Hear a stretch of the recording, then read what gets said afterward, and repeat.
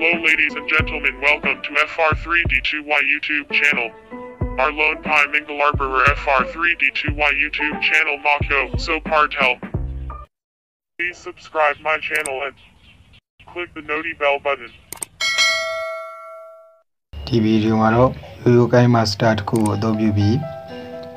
ဗီဒီယိုတစ်ခုပေါ်ဖြစ်ဖြစ်ပုံတစ်ခုပေါ်ဖြစ်ဖြစ်အခြားဗီဒီယိုတင်တဲ့နည်းကိုပြောပြပေးသွားမှာဖြစ်ပါတယ်ဒီဗီဒီယိုမှာတော့ဒီလိုပုံစံတိုင်းပုံတစ်ခုပေါ်ကိုအခြားဗီဒီယိုတင်တဲ့နည်းကိုပြောပြပေးသွားမှာဖြစ်ပါတယ်ပထမဦးဆုံးအနေနဲ့ကျွန်တော်တို့ရဲ့ပုံပေါ်မှာထပ်တင်နေတဲ့ဗီဒီယိုဖိုင်ကိုကျွန်တော် YouTube မှာရှာမယ်ကျွန်တော်တို့ subscribe and notify animation ဆိုပြီးတော့ရှာမယ် subscribe sub ဒီအလေးပဲနေလိုက်မယ် subscribe and notify button ဆိုလည်းနေလိုက်မယ်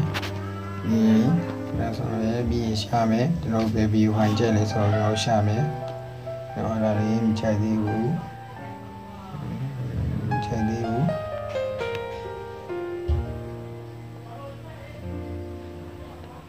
ရှာမယ်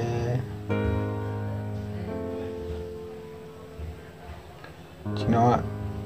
green background green color နဲ့ဒီဗီဒီယိုလေးကိုကြိုက်တယ်အဲ့တော့ click နေလိုက်မယ်ခဏကြည့်ကြည့်မယ်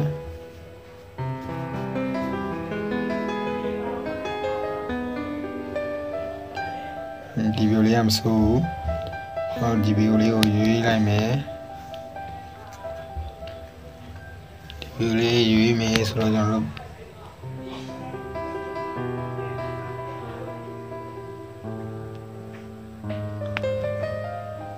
ဒီမှာကျွန်တော်ရေဆုံး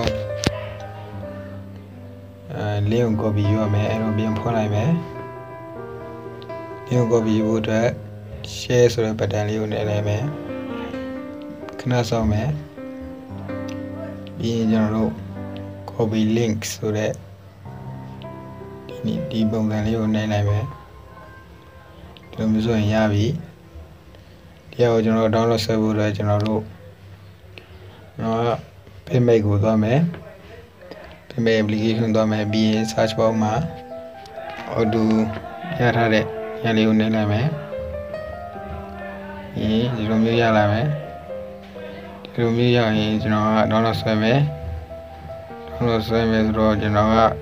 920နဲ့ဆွဲပြီးပြီအဲ့တော့ download ထပ်နေလို့မရဘူး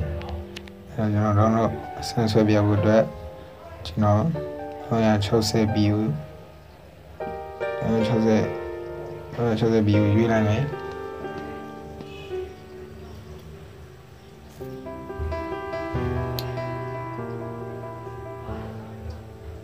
360 view ပါဆိုတော့ဒီဗီဒီယိုလိုက်မယ်ပြီးရင် downloadဒီခဏဆောင်မယ်ဒီလိုမျိုးဆိုရင်ရပါပြီကျွန်တော်တို့ဗီဒီယိုတင်ဖို့အတွက်ဗီဒီယိုဖိုင်တော့ဆွဲပြီးသွားရင်ဆိုရင်ကျွန်တော်တို့ KineMaster ကိုသွားမယ်ပြီးရင် empty project ဆိုတော့နေမယ်ပြီးရင် media manager ဆိုတော့သွားမယ်ပြီးရင်ဆောင်းတာကျွန်တော်တို့ download ဆွဲခဲ့တဲ့ file ကိုဗီဒီယိုဖိုင်ကိုရွေးမယ်ပြီးသွားရင်ကျွန်တော်တို့ကဆောင်းတော့ဗီဒီယိုဖိုင်က logo မပါဘူးအဲ့တော့ကျွန်တော် logo ထည့်မယ်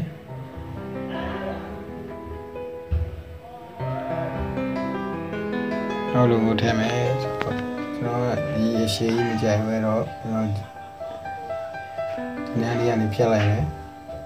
ဖြတ်လိုက်မယ်ဆိုတော့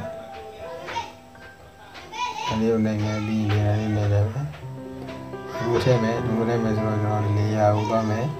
ပြီးရင် email ကိုသွားမယ်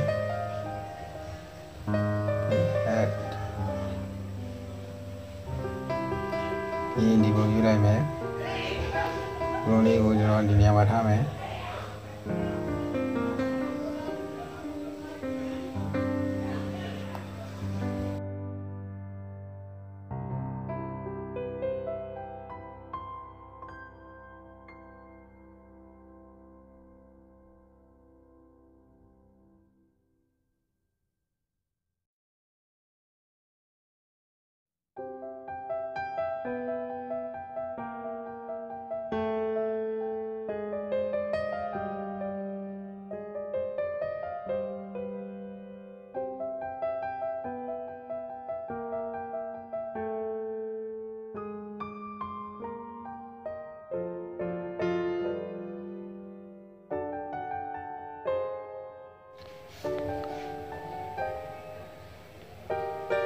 ဒီလောက်ဆိုရပြီအဲကျွန်တော်ဗီဒီယိုကြည့်ကြည့်မယ်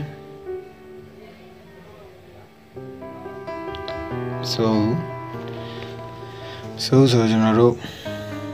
ဒီ view file ကို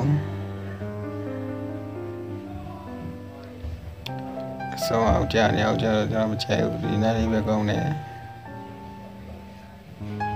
ဟာပြီဆိုရင်ကျွန်တော်တို့စေမယ်ဆိုတော့စေလိုက်မယ် exporting project ငါဆောက်မယ်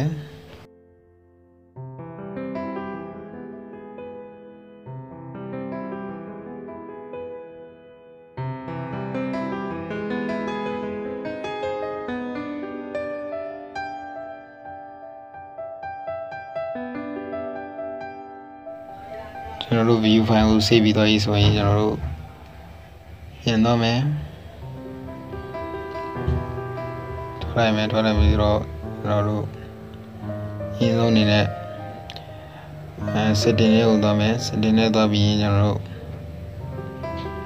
unlimited video layer mode ဆိုတော့ကျွန်တော်တို့အဖွင့်ရသေးဖွင့်ပေးပါ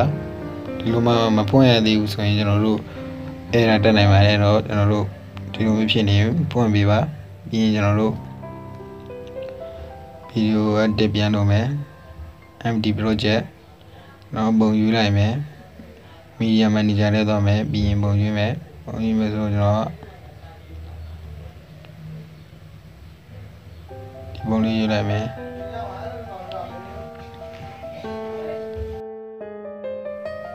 ကျွန်တော်ကဒီပုံပေါ်မှာဆွမ်းလာစေးရတဲ့ဗီဒီယိုတင်နေတယ်အဲ့တော့လေးရောက်သွားမယ်ပြီးရင်ဗီဒီယိုဆိုသွားမယ်မိတ်ဆွေတို့ဗီဒီယိုလို့ပြင်မယ်ဒါမှမဟုတ်မီဒီယာလို့ပြင်မယ်အဲ့နေရာလို့သွားလိုက်မယ်